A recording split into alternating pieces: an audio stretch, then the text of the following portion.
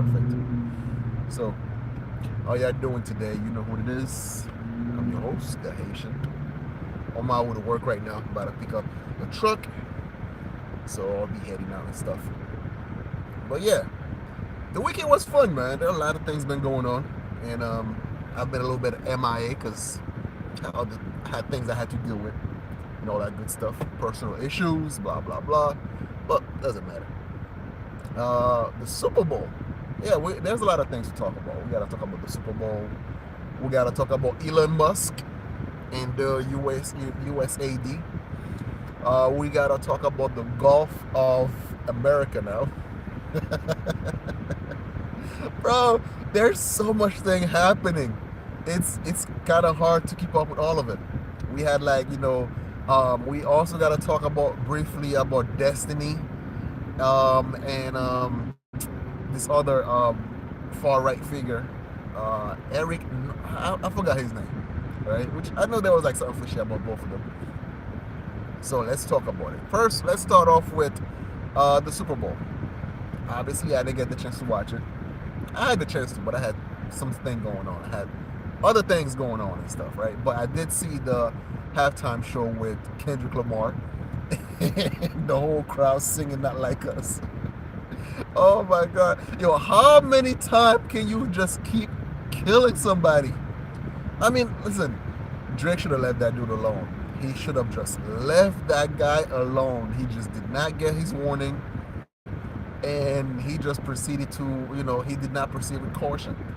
He thought that he was going to do the same thing that he does to everybody, which is attack their family members, attack their loved one, and then thinking that it wasn't going to end up bad for him. And clearly it did. So now, let's say almost a year later, Kendrick's still dancing on his grave. Oh, that is so pathetic. Drake is out here looking like a fool every time. Every time he opened up his mouth or he does something silly, he's looking like a fool. Right? We had the Grammy, now you got the Super Bowl, and then prior to that, we had like the GNX album. We had like so many things that just keep stomping on Drake over and over and over again. And it's getting ridiculous at this point. Like, how many times can you just keep beating somebody up? You're like, yo, bro, Kendrick, listen, he's dead. Just nah, we ain't done. I warned him.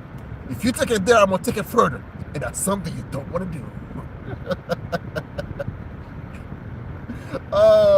And then what else happened at the Super Bowl? Oh yeah, Taylor Swift, she got booed. Right? There is this cultural shift.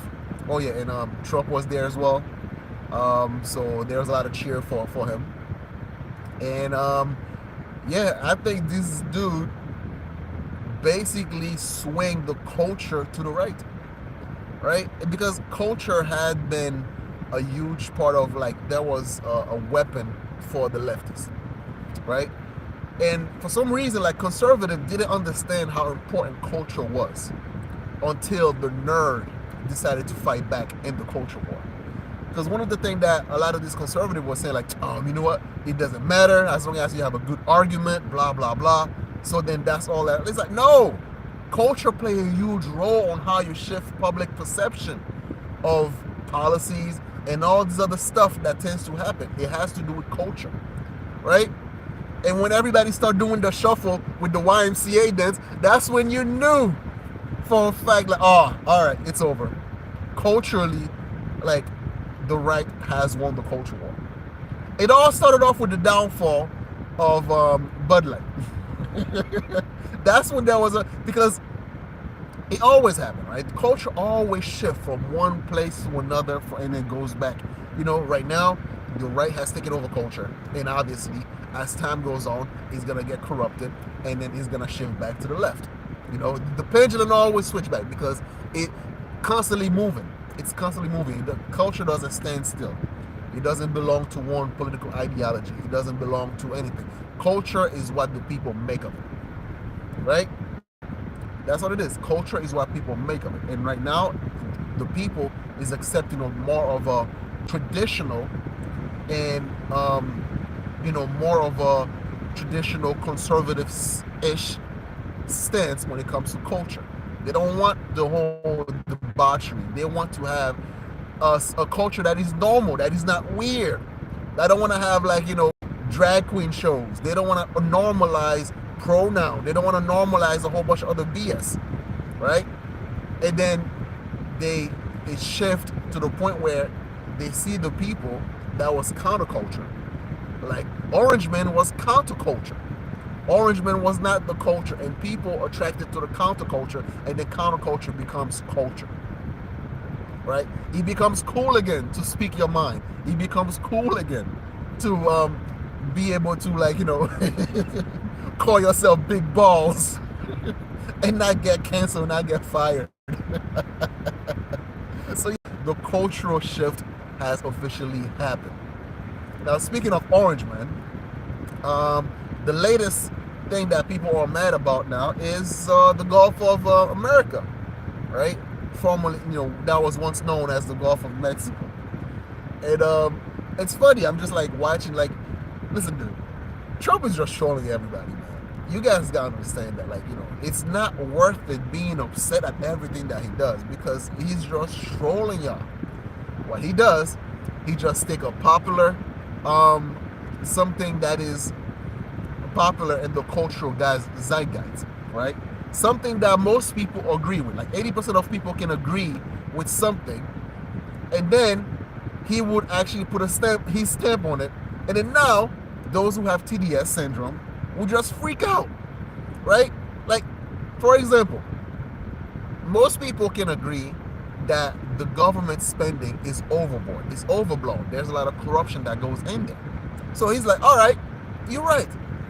There has been some funny things that's been going on with the way that we spend our money, the government dollar, our tax dollars. So how about we audit these programs? How about we audit these agencies? And for some weird reason, if you have TDS, or if you, like, you just politically just, you are, like, politically in a cult state of mind, then you're gonna go against that. And therefore, you're gonna go against the popular notion of, yes, you need to audit these programs. So then there's no way you could win by going against them. The only thing you end up doing is making yourself look bad, right? That's it.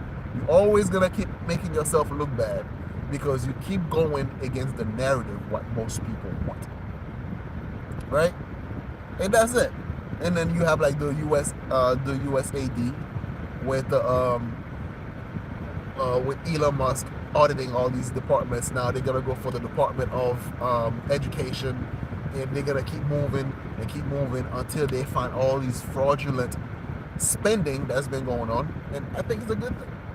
I think it's a good thing, right? So, but yeah, I'm stuck in traffic right now, and I just wanted to make a quick live stream real quick, and then say what up to you guys. And yeah. Anyway, once again, you know who it is. I'm your host, The Haitian. So share, like, comment, and subscribe.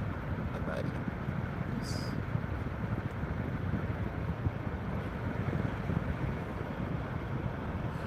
What's that?